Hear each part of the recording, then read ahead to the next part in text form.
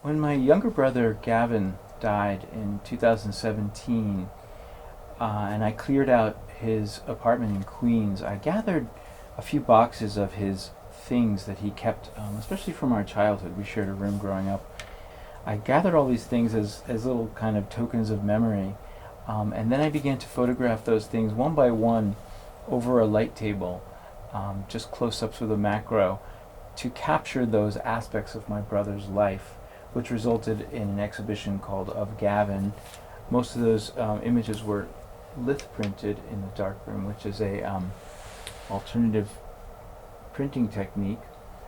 Then, in a few years later, when my father was moved into a nursing home, and my sister and I were tasked with clearing out his enormous house and studio loaded with things, I gathered those objects and spent quite a bit of time doing the same process, which was to photograph those things piece by piece by piece over a light box, not knowing exactly where this was going to go, but really mostly as a way to kind of remember this backdrop of my childhood and the things that spoke of him.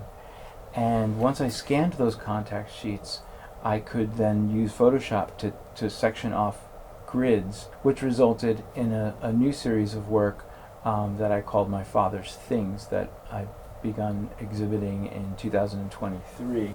In shooting these things, I took some liberties of arranging things and zooming closer or further back. And this really opened up a whole new world for me of what I call contact grids.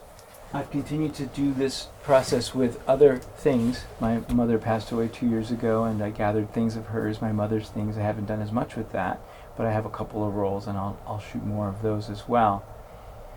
And more recently, an ongoing series of what I'm calling Basin Street things to do with this property in Bristol, Vermont, where I gathered objects from the families that had lived on this abandoned property for a few generations, and a lot of hoarding and a lot of stuff.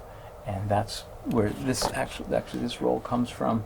And I'm still shooting and making contact sheets and scanning those, and I haven't really printed these grids yet, but that is to come.